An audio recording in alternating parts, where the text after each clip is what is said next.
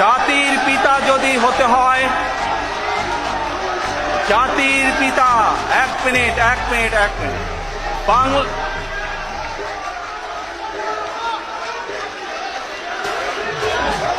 আমাদের নেতা, এক মিনিট এ ভাই শ্রমিক দল বসো, কথা শুনো, বসো।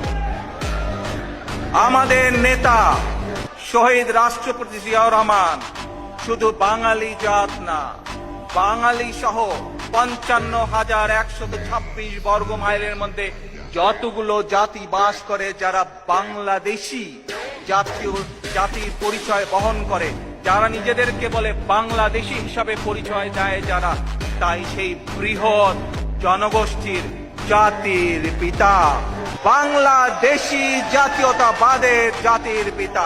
আমরা কি আজকে সকলে মিলে এই প্রস্তাব গ্রহণ করতে পারি?